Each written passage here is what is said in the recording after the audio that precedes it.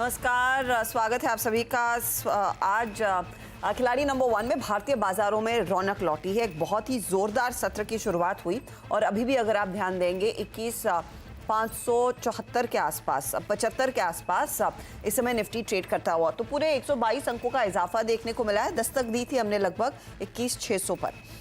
Mid cap index में 400 अंकों की बढ़त, लेकिन निफ्टी बैंक जिसकी आज एक्सपायरी है वहां पर भी 48,000 के लेवल्स को हम फिलहाल होल्ड कर रहे हैं। 140 अंकों का इजाफा, इसीलिए आज एडवांस डिक्लाइन रेशियो 2:1 का रुझान दिखा रहा है। बढ़ने वाले शेयरों की संख्या कहीं ज्यादा है। लीडरशिप ऑफ कोर्स टेक्नोलॉजी कंपनियों की तरफ से आई, इसके बाद फिर हमने देखा रिलायंस जैसे ट्रेड्स भी भागे हैं और आज सुबह में एफएमसीजी का भी योगदान था। तो आप कंट्रीब्यूटर्स में देख रहे हैं RIL, HDFC bank, Infy, TCS. ये इनफैक्ट पूरा सार है, पूरा निचोड़ है कि मार्केट को सपोर्ट कहां से मिल रहा है। चलिए अब हमारे जानकारों के रिटर्न्स की स्थिति क्या बनी कल दोपहर तक, वो आपकी स्क्रीन पर लेकर आएंगे और फिर बात होगी यहां से आगे का रुझान क्या बनेगा। 7.5% के रिटर्न्स रत्नेश गोयल ने कमाए हैं। 3.5% की कमाई वीरल की। अमित त्रिवेदी हल्के से नेगेटिव टिक के साथ करीब -1% का नेगेटिव रिटर्न है इनका। गुड मॉर्निंग जेंटलमैन, बताइए क्या आज की तैयारी होगी। वीरल, अच्छा पुल बैक देखने को मिला है मार्केट्स में।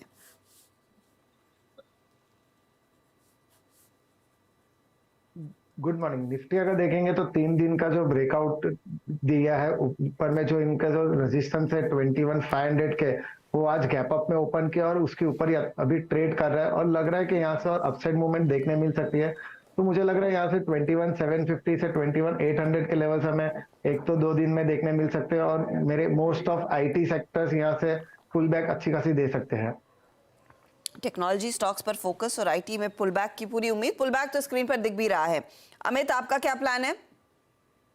देखिए, कल भी इनफैक्ट इंट्राडे लो से काफी एक अच्छी रिकवरी आई थी, जो इंडिकेट करता है कि अभी भी मार्केट्स में स्टेबिलिटी है। और आज जो पॉजिटिव फॉलोअप थ्रू देखने मिला है, इंटरनल ब्रेथ भी पॉजिटिव हुआ है, तो यस पॉसिबिलिटी है कि निफ्टी में भी थोड़ा एक्सटेंशन देखने मिल सकता है टिल द लेवल्स ऑफ 21,650 से लेके 21,700। और स्टॉक स्पेसिफिक में भी इनफैक्ट बाय साइड पे ही ध्यान रहेगा। ओके, बाय साइड पर ही ध्यान रहेगा। रत्नेश, आपकी क्या रणनीति, कोई खास सेक्टर आइडेंटिफाइड है आज के लिए?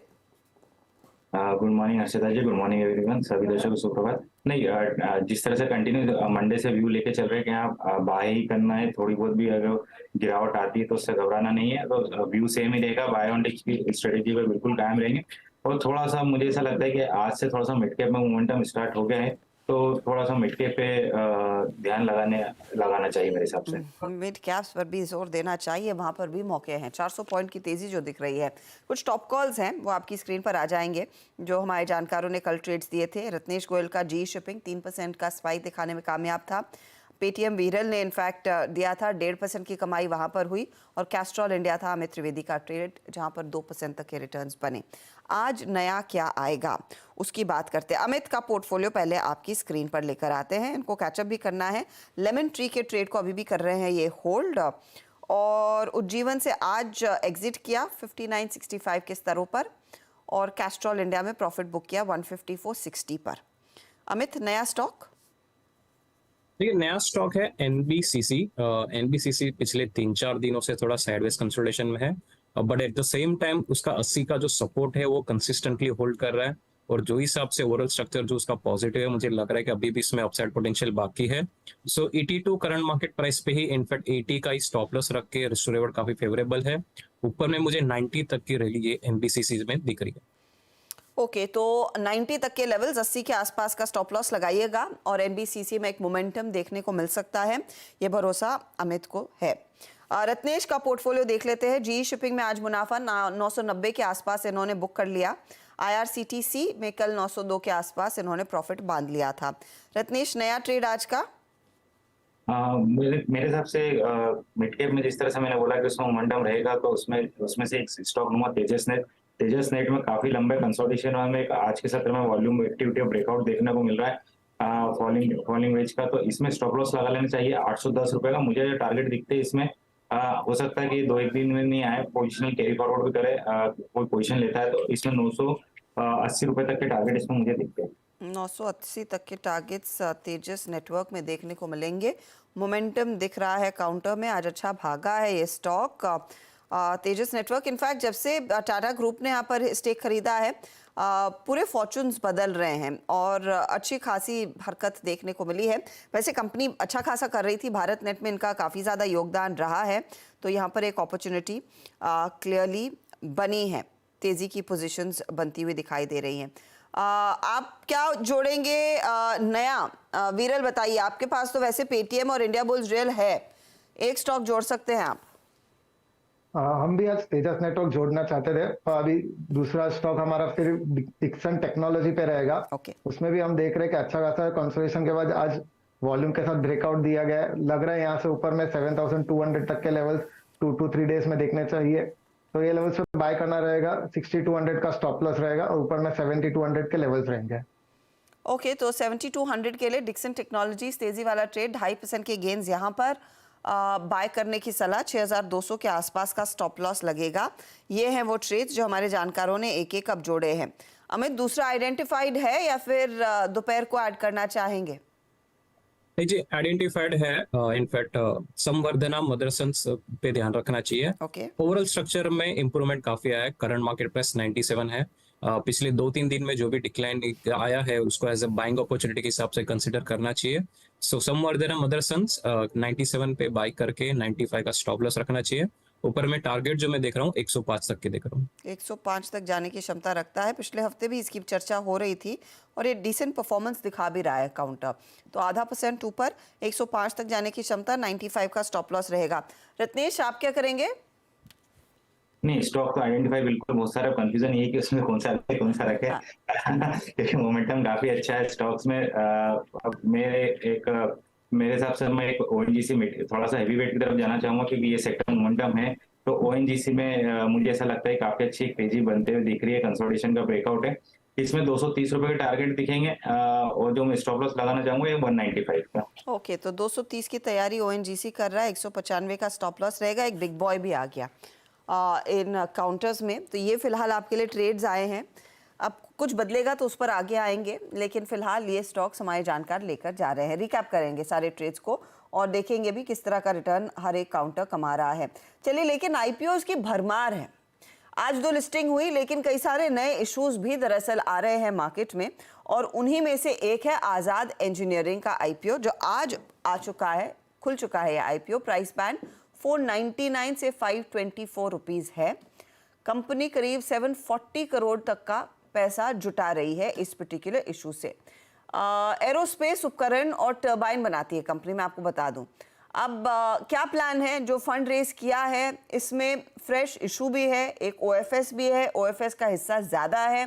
क्या प्लान है कंपनी का? हमारे साथ कंपनी के whole time director Vishnu Malpani जुड़ रहे हैं। मालपानी जी, स्वागत है आपका सीएनबीसी आवाज़ पर। कंग्रेचुलेशंस, एकदम डेब्यू की तैयारी आपकी हो रही है। मैं आपसे सबसे पहले ये समझना चाहूँगी, आप एरोस्पेस को केटर करते हैं, टर्बाइन इंडस्ट्री को भी केटर करते हैं, आपका एग्जैक्टली बिजनेस मॉडल है क्या?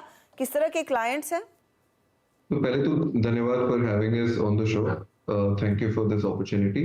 देखिए, Azad engineering highly critical component manufacture करता है, जो कि लाइफ क्रिटिकल और मिशन क्रिटिकल पार्ट्स बनाता है। हमारे जो पार्ट्स यूज होते हैं वो बेसिकली ब्रॉडली 3 सेक्टर्स में यूज होते हैं। एक होता है एनर्जी सेक्टर में, जहां पे हम टरबाइन के क्रिटिकल कंपोनेंट्स बनाते हैं, चाहे वो गैस टरबाइन हो, हाइड्रोजन टरबाइन हो, न्यूक्लियर टरबाइन हो या स्टीम बेस्ड टरबाइन हो, हम इनके एक्सट्रीमली क्रिटिकल पार्ट्स बनाते हैं। सेकंड सेक्टर जो हम केटर करते हैं वो है एरोस्पेस एंड डिफेंस। वहां पे हम इंजन पार्ट्स बनाते हैं, अदर क्रिटिकल पार्ट्स जो इंजन में होते हैं वो बनाते हैं। फिर हमारा तीसरा सेक्टर जो हम केटर करते हैं वो है ऑयल एंड गैस, जहां पे हम ऑयल ड्रिलिंग इक्विपमेंट मैन्युफैक्चरर्स हमारे कस्टमर्स हैं और उनके लिए हम क्रिटिकल पार्ट्स बना के देते हैं। तो इन तीनों सेक्टर्स में जो आप देखेंगे सेक्टर लीडर्स हैं, ग्लोबल ओईएम्स हैं, हम उनके साथ काम करते हैं। हमारा करीब 80% बिजनेस एक्सपोर्ट का है। 15 से ज्यादा कंट्रीज में आज हम एक्सपोर्ट करते हैं। और जैसे एनर्जी इंडस्ट्री का नाम लूंगा मैं, तो ये पूरी इंडस्ट्री 3 कस्टमर्स 70% रफली कंट्रोल करते हैं, जी, मित्सुबिशी एंड सीमेंस, और हम तीनों के काम करते हैं। तो हमारा business is into making critical and mission critical and life critical parts for these global giants. Okay, that's pretty great. तो जैसे जैसे उनके ऑर्डर्स बढ़ेंगे उसका एक रिफ्लेक्शन फिर आपके बिजनेस पर भी आएगा, if I understand that correctly. ये बताइए कितना रेवेन्यू फिर लार्जली डिफेंस एरोस्पेस से आपका आता है? Could you give me a ballpark figure? हाँ जी, सो देखिए until last year we did about 89 to 90% energy sector, because वो सेक्टर हमने 2008 से चालू किया था। We started working in the sector. हमने एरोस्पेस और डिफेंस का भी साढ़े तीन 4 साल पहले चालू किया। सो आज वो 8 से 9% कंट्रीब्यूट करता है और oil and gas business under qualification है। बट अब देखिए, this is an industry where which is a long drawn industry. इसमें काफी टाइम लगता है आप कस्टमर को ऑनबोर्ड करके उसके लिए क्वालिफिकेशन करना, उसके सर्टिफिकेशन अटेन करना और फिर रेवेन्यू पे जाते हैं। तो this industry is like that. तो आज हम 90% एनर्जी है, but this business mix is going to continuously keep evolving as we keep growing in these other sectors. आपने जिन क्लाइंट्स के नाम लिए ये लार्जली इंटरनेशनल कंपनियां हैं, तो is most of your business primarily export oriented या फिर आप भारत में भी कुछ क्लाइंट्स को केटर करते हैं, सर्विस करते हैं? देखिए, 95% of a business is catering to the global OEMs. हमारा business model is to work with the sector leaders customers जो भी हैं, जैसे एरोस्पेस एंड डिफेंस ले लीजिए या ऑयल एंड गैस ले लीजिए। यहाँ के जो भी ग्लोबल सेक्टर लीडर्स हैं, हम उनके साथ एज अ टियर 1 सप्लायर काम करते हैं। हमारी ऑन एन एवरेज रिलेशनशिप करीब 10 साल की है ऑन दी एनर्जी सेक्टर। हमारा डोमेस्टिक बिजनेस भी है, बट डोमेस्टिक बिजनेस में वी डू अबाउट 20% डोमेस्टिक, 80% हमारा एक्सपोर्ट ही है। You rightly pointed it out, 80% export business है हमारा टू द ग्लोबल ओईएम्स, क्योंकि ये मार्केट बहुत बड़ा है। देखिए, अगर हम ये तीनों सेक्टर्स को मिला दूं मैं, तो करीब 22 से 23 बिलियन डॉलर्स का ये एड्रेसेबल मार्केट है। और आज हमारा जो शेयर है एड्रेसेबल मार्केट में, वो करीब अराउंड 1% का है। तो हमें there is a lot of headroom for us to grow, because हमने क्वालिफिकेशंस, हमने एंट्री बैरियर्स काफी क्रॉस करके आज हम इस जगह पे पहुंचे। Okay, I get your point. आपका बिजनेस हम श्योर हमारे दर्शक भी समझ गए होंगे। अब विष्णु जी मुझे बताइए, ये आप लगभग 740 करोड़ रेस कर रहे हैं, इसमें से कुछ ओएफएस है, प्रोमोटर्स कितना स्टेक ऑफलोड करेंगे, पोस्ट इशू उनकी हिस्सेदारी क्या रहेगी? करेक्ट। सो देखिए, ये पूरा इशू करीब 740 करोड़ का है। 740 करोड़ का इशू है, जिसमें 2 कंपोनेंट्स है, प्राइमरी एंड ओएफएस। ओएफएस करीब 500 करोड़ का है, जिसमें हमारे 3 सेलिंग शेयर होल्डर्स हैं।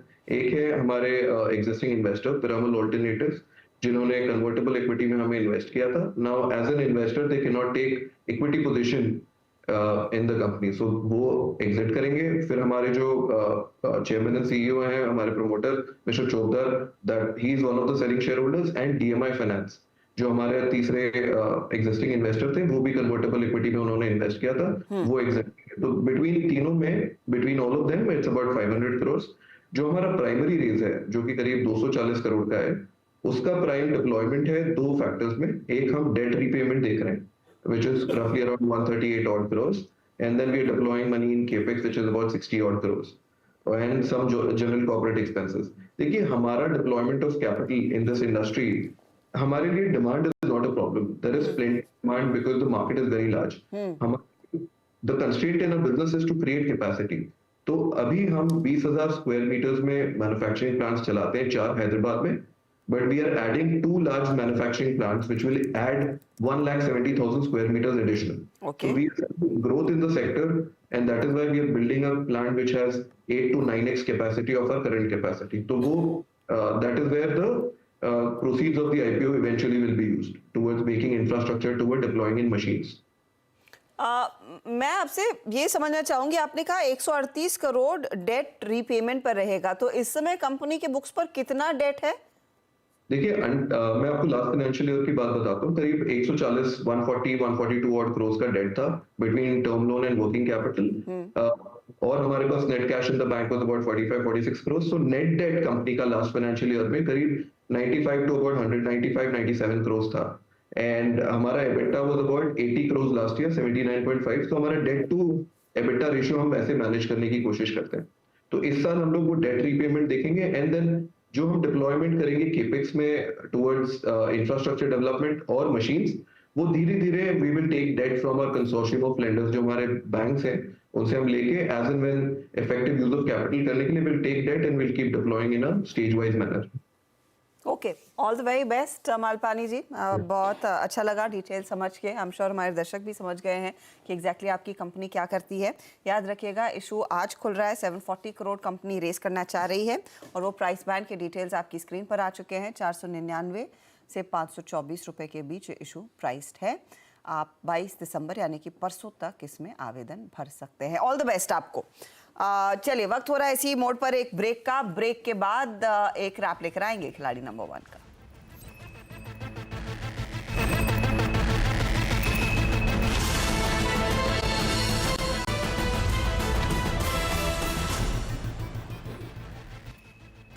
स्वागत है आप सभी का सीएनबीसी आवाज पर। बाजार की चाल में फिलहाल कोई बदलाव नहीं। हाँ, निफ्टी ऊपरी लेवल से थोड़ा सा नरम हुआ है, 48,000 के नीचे ट्रेड करता हुआ, लेकिन अभी भी आपको 100 पॉइंट की बढ़त ही देखने को मिलेगी। इस घंटे दरअसल ओएनजीसी में जोर देखने को मिल रहा है और ओएनजीसी एक ट्रेड है जो रत्नेश ने अभी अभी जोड़ा भी। तो अब आपके लिए लेकर आते हैं वो रिकैप जो हमारे जानकारों ने ट्रेड्स आज ऐड किए हैं, क्या रिटर्न्स बन रहे हैं उसका जायजा लेंगे। रत्नेश का पोर्टफोलियो आपके सामने 2 नए ट्रेड्स आए हैं। एक है ओएनजीसी 230 का टारगेट और 195 स्टॉप लॉस। तेजस नेटवर्क इन्होंने जोड़ा, 980 का टारगेट है और 810 है स्टॉप लॉस। रिटर्न्स क्या बन रहे हैं, दोनों ही मोमेंटम में है स्टॉक्स।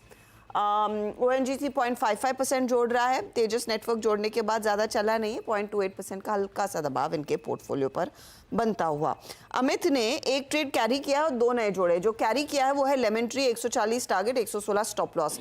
नए ट्रेड्स में एनबीसीसी 90 का टारगेट 80 का स्टॉप लॉस, संवर्धन मदसन 105 का टारगेट और 95 का स्टॉप लॉस। ये 2 नए ट्रेड्स हैं।